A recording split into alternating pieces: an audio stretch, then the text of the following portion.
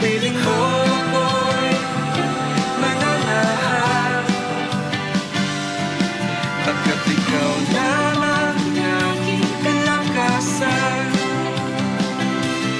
Sa piling mo tagumpay ko'y naranasan.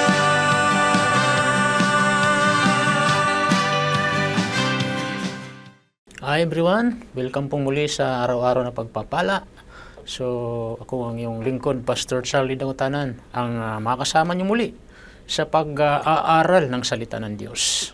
Amen! So, sumandali muna tayong iyong ko at manalangin. Heavenly Father, we thank you once again sa oras na ito, Panginoon, na kami muli makapakinig ng salita. Ang salita mo ay pagpapala sa bawat isa sa amin. Pagpalaan niyo rin po lahat na ka-tune in sa oras na ito. And we entrust into your hands, O Lord, ang kabuuan na ito ng pag-aaral namin ng salita. Lord, we thank you. All honor, glory, power belongs to you. In Jesus' name, Amen. Purihin ang Diyos. So, tunay na napakabuti ng ating Panginoon. At sa araw na ito ay binigyan muli tayo ng opportunity na makapakinig ng salita ng Diyos. Ang salita ng Diyos ang pagkain ng ating spiritual life. According sa book of Matthew, chapter 4, verse 4, that man shall not live by bread alone, but by every word that proceedeth out of the mouth of God. Amen. Kaya mapalad yung kapatid na ngayon ay nakikinig. So, punta na tayo sa ating pinag-uusapan patungkol po sa pagtitiwala sa Panginoon. So, hindi pa po tayo umaalis sa ating foundation verse. Nasa panghuling keyword na po tayo.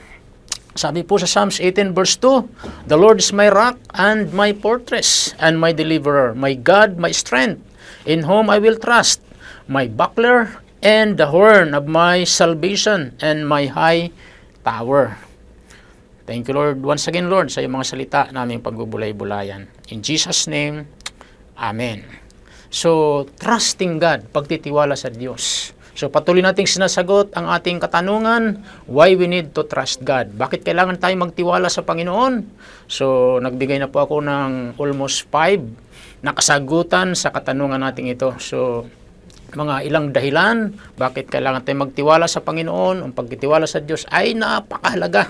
So, number 1 na nabanggit ko po ay, He is our Savior and the rock of our salvation. According sa ating foundation verse. Yan po yung declaration ni Haring David, kung sino ang Diyos sa buhay ni Haring David. So, sinabi ni David, ang Panginoon ang bato ng kanyang kaligtasan. So, we need to trust God. Why? Because Jesus is the rock of our salvation. Amen? So, siyang ating tagapagligtas. He is our Savior and the rock of our salvation. And the second na kasagutan ng ating tanong, why we need to trust God? He is our high fortress.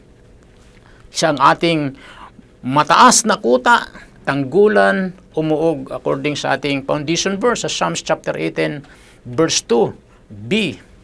Third na sinagot natin o nabanggit yung nakaraan, why we need to trust God? Third is, He is our deliverer. Siya yung ating tagapagpalaya, tagapagligtas, according sa Psalms 18 verse 2c.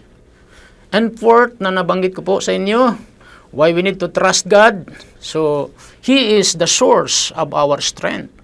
Siya yung ating source ng ating kalakasan. Psalms 18 verse 2d. So, yun po yung pang-apat na nabanggit ko po nakaraan sa ating short recap para hindi tayo nagkakalimutan. Okay, number 5 na nabanggit ko po, why we need to trust God. Fifth is, He is our buckler.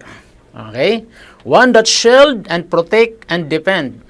Yan po ibig sabihin ng buckler. So, one that shield and protect and defend. Tagapagtanggol po natin ang ating Panginoon, according po sa ating foundation verse, Psalms 18 verse 2e. So, yun po yung declaration ni Haring David. Sino ang Diyos, sabi ni David sa buhay niya? Ang Panginoon, ang kanyang buckler. Siya rin po yung ating buckler. Okay? So, yun po. And then, ngayon, pupunta na po tayo sa panghuli. Pang-anim. So, according sa ating foundation verse, the Lord is my rock and my fortress and my deliverer, my God, my strength, in whom I will trust. Sabi ni David, my buckler and the horn of my salvation and my high tower. Okay? So ngayon, pang-anim po, why we need to trust God is, according sa ating panghuli, na keyword natin is, He is our high tower. Hallelujah. Psalms 18 verse 2, if. So, makikita natin sa yung ating high tower. So, the God of my rock, sabi ng 2 Samuel chapter 22 verse 3, sabi ni David, ang Diyos, ang God, my rock, sabi niya, in Him I will trust.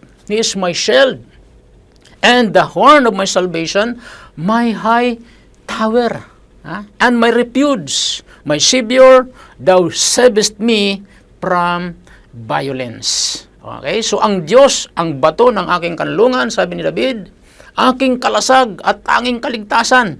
Siya ang aking pananggalang, sa mga marahas ay siya kong tanggulan. Amen. So take note, when David refers to God as his high tower, so take note, he is emphasizing God's role as He place of safety and security. So may kita naman natin si David, kung ating titingnan yung background ni David, yung kanyang istorya. Naku, napakatindi ang pinagdaanan niya. Hinahabol-habol sa ni Saul, 10 ng kanyang mga army. Pero makita natin, hindi siya pinabayaan ng Diyos. Kaya yun ang declaration ni David. So ang Diyos yung kanyang place of safety and security. Kailanman hindi pinabayaan ni Lord si David. Amen. Kaya nga nabanggit niya siya yung source of siya yung high tower, sabi ni David. So take note, what does it mean pag sinabing high tower? Okay? So meaning of high tower, ano ba ibig sabihin ng high tower? So take note, when we declare that God is our high tower, it means first, our source of safety. Amen? This is our source of safety. So we acknowledge that God, our ultimate refuge and protector, a safe place where we can find shelter from life's storms and challenges. Hallelujah. Purihin ng Diyos. As a high tower, take note, serves as a refuge from enemies and danger. Amen?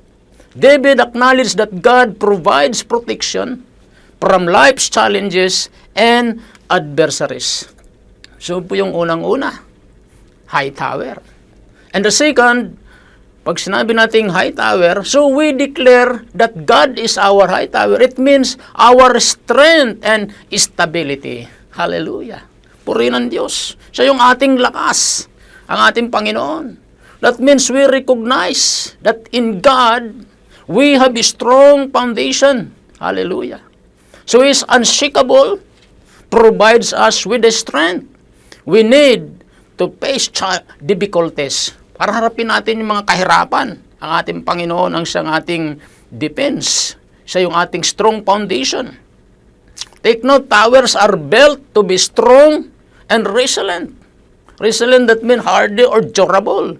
By calling God in a high tower, David recognized God's strength and stability in his life, especially during times of trouble. So makikita natin si David, napakaraming trouble sa pinagdaanan. Pero matatag si David. Actually, tinalo niya si Goliath. Pamagitan lamang ng tirador. Hindi siya natakot kay Goliath. Even though ang height ni Goliath napakatangkad. Hallelujah. So 9 footer, that's just imagine. Amen. Pero hindi natakot si David. Kilala niyang Diyos niya. Siya yung kanyang high tower. Dapat siya rin po ang high tower natin, si Jesus.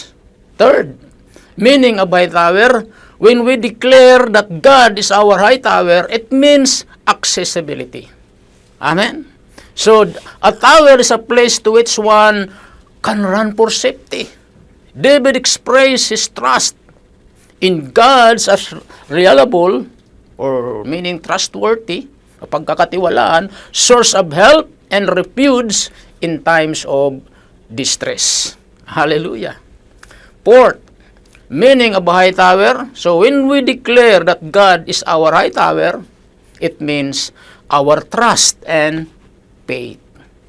Yung ating pagtitiwala at pananampalataya. So meaning, this declaration is an expression of our faith. Amen? In God's ability To deliver us from harm and to guide us through trials, so reinforcing our reliance on Him. Pag sinasabi natin, dideklara natin, na ang Panginoon ang ating high tower. So, ito po ay ini-express natin ang ating pananampalataya. Amen?